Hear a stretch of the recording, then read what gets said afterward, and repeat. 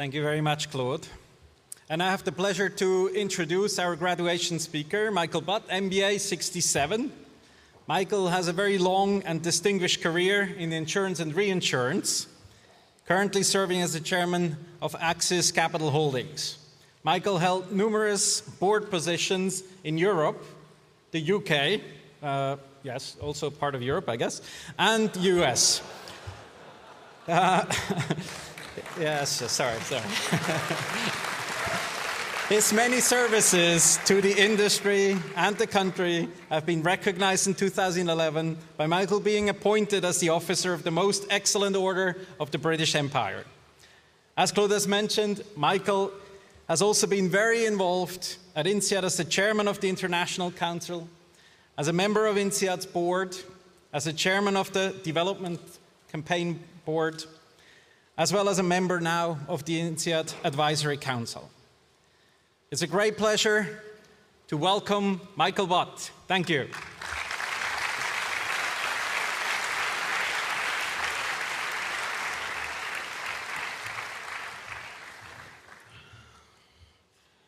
To choose to follow the two deans and the founder of INSEAD on an occasion like this is a little intimidating, and it's not necessarily the order I would have liked.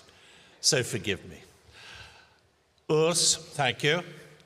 Ilian, thank you very much for your kind words, and I admire your stamina. To have gone through all this yesterday in Singapore and to be here and be as fresh and as lively as you are. I know being Dean of INSEAD is very demanding, but boy, you're a very good example of how to cope with it. Claude, your kind words I appreciate. I've very much enjoyed working with and for you over a very long period of time. You've been a marvelous example to all of us. Thank you. Guests, welcome. And let me add to all of you in front of me who are graduating, my congratulations to all the rest of you. As Ilian says, this is a celebration of an ending, but also of a new beginning. I can feel, I can almost see the energy and enthusiasm waiting to break out into the world for you all to make a difference. I can remember slightly that feeling myself, although it's getting a little distant now. It's wonderfully exciting for you, and for an observer, very encouraging, that all this positive energy and knowledge is about to be released on an unsuspecting world. The last time I attended this ceremony was 10 years ago when my daughter graduated. She now works with 5 other INSEAD graduates of her year, 2 of whom were the founders of a company called BlaBlaCars here in Paris, and she's enjoying it very much. There are 2 lessons from this. Firstly, the INSEAD network is powerful and seductive. Secondly, INSEAD is still very much at the center of entrepreneurial activity in Europe. My own graduation was 50 years ago at a ceremony that took place, because we used to go abroad in those days for the ceremony. We were not quite as many as this. And it took place on an island in the St. Lawrence Seaway at Montreal, Expo 67. My 30 friends who are here with me from that year are here to celebrate, including, as Kees van Leder, as Claude said, who was, amongst many other things in his life, chairman of INSEAD's board for 4 years. In those days, our class was 120. And that's all there was of INSEAD. That was us. There was nothing else. We graduated as the school took the next, I think the next year was more, because we were the last year in the convent at Avon and in the castle here in the chateau. Quite interesting, we were also the last year without women in the graduate class. And if you think about that, that's a bit of a paradox, because why were we in a convent without women? Then it just occurred to me. When we graduated, I don't believe that any one of us would have guessed that 50 years later we'd be the #1 business school in the world. After Montreal, some of us went down to Harvard, spent the day there, at the mother house in awe at all their facilities. How did it happen that we went from that to this? And I think you probably just heard the main reason, which was and remains the vision and strength of our founders' ideas and its ability to attract continuously, over time, outstanding people to make it happen, two of whom are sitting here, and many others in the room. We were very fortunate that we graduated into a world in 1967 that was very different from today. The world was finishing its post-World War convalescence and opening itself to the possibilities of freedom of trade, exchange of ideas, jet travel, international cross-border deals, breakdown of national barriers and capital restrictions. In fact, the ideal time to be an INSEAD graduate and to enjoy the excitement that existed through the 70s and 80s to build international businesses, and what fun it was. As I look at the world today into which you are graduating, I see a very different place with an altogether different set of challenges and of opportunities. Issues of which I am sure you have spent much time this last year and which also will occupy much of your thoughts, I'm sure, in the years to come. Let's start with what Thomas Friedman calls the Great Acceleration. The speed of change accelerating, linked to the creative destruction of Schumpeter. Global information flows creating whole new opportunities for some and problems for others and some existing political structures. Will these flows help overcome parochialism and nationalism? And I will add a short list of other differences in today's world. The threatened and fearful versus the confident and optimistic. Age versus youth. That's you lot against us lot. And the distribution of benefits. When I was born, the world population was 2.5 billion. Today, it's 7.5 billion. Did the Earth grow that much too in that time? Technology and robotics, big data and analytics. My own industry is about to be seriously disrupted by the impact of the analytics and the big data interpretations. Mathematical skills are going to become increasingly important in so many different businesses. Artificial intelligence and its impact on the workforce. Climate change and the risks around it, including potential mass migrations.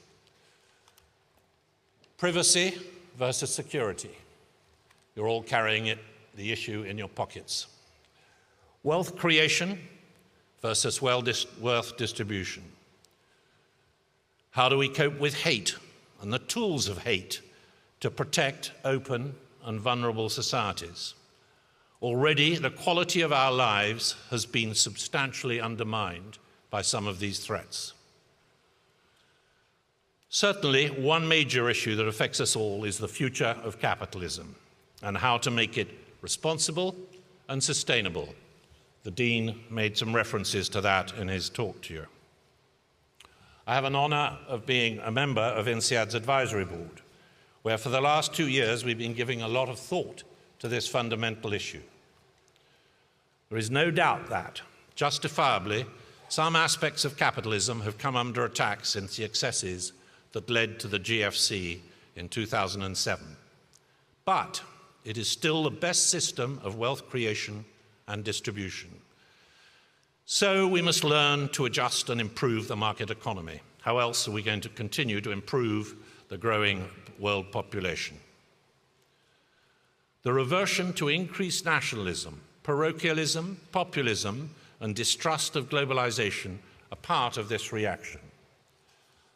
Mark Carney, the Governor of the Bank of England, popularized the phrase tragedy of the horizons, highlighting the weakness of our political and economic structures where most incentives encourage or reward short-termism. How can we keep those disciplines, appropriate as they are, but encourage investment in the long term? It is clear that for people to have confidence in capitalism and for it to be respected and therefore sustainable, it needs to be regarded as legitimate in the eyes of its various stakeholders. We have, as Ilian said, a lot more work to do on this subject. Let me use a quote from the FT on the 19th of January this year, just 3 weeks ago. "Liberalism is the recognition that opposed views on policy are legitimate and valid. Accepting disagreements is the only way to secure unity in a free society. Recommitting to this liberal principle matters more today as a counter to increasing populism."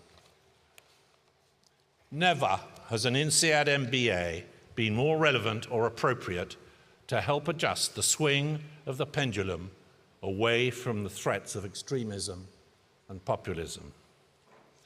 I've just finished reading a book by the leading British philosopher and historian A.C. Grayling, War, an Inquiry, and came across the following sentence: "Peace-preserving mechanisms bind us together beneficially. Capitalism is the essential glue, and supranational integration is the savior." A statement at the heart of INSEAD thinking, and indeed, as Claude just pointed out, at the heart of its foundation. These are all issues on which you're going to have to form your own views. I have mine, it's up to you to make up yours. Let me move from a broader picture to some of the more immediate and relevant issues. As you go back to your jobs and countries, let me give you a few tips that I have learnt painfully. Remember that when things are going well is the best time to be worried and to take the tough decisions. Trees do not grow to heaven and never will. I have seen this mistake made so often. Reacting too late, and it's more painful. Common sense is your greatest friend and ally. Use it constantly to test against important decisions, particularly as the world becomes more complex. Action should never be a substitute for thought. "I'm too busy to think" is not an excuse, a mistake I made much too often. Better to promise less and achieve it than to promise more and fall short. Your personal reputation is your most important asset. Never allow anyone to tempt you away from your integrity. At some point, every one of you will have your moral compass tested. A good reaction, if you can read it in the headlines tomorrow and be comfortable about it, it's probably okay. MBAs from many schools have been often criticized for a sense of entitlement and arrogance when they re-enter the workplace. Be conscious of this and be modest. We all need to earn respect at each stage of our lives. Do not judge your INSEAD experience too soon. The real value of your time here will, like a good wine, grow on you in surprising ways over time. Beware of becoming isolated in management silos.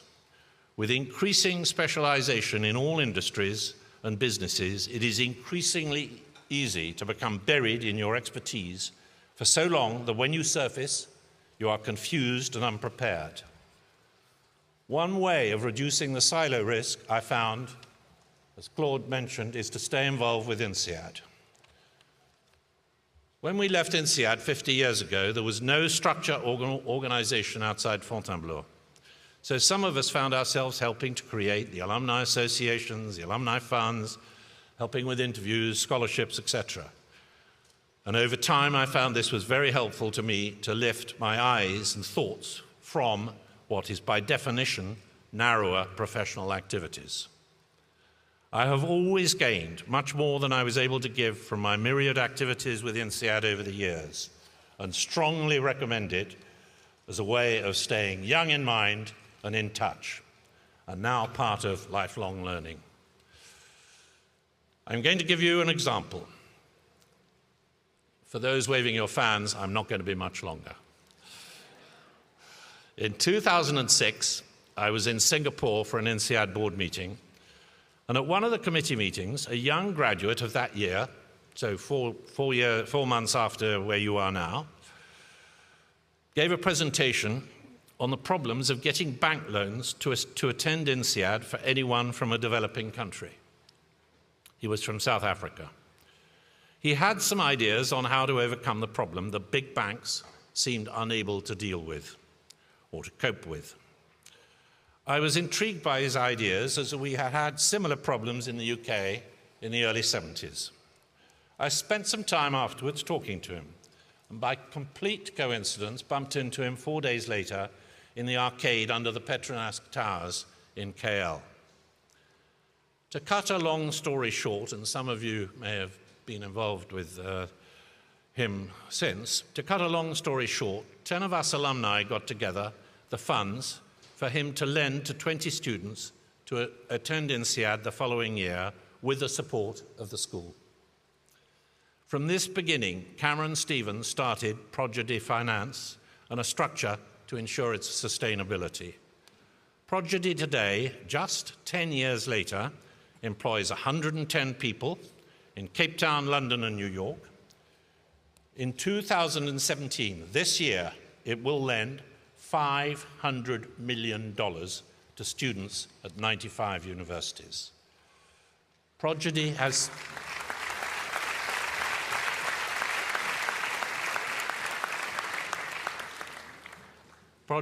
so far financed 7,000 students from 118 countries and created the first borderless credit platform.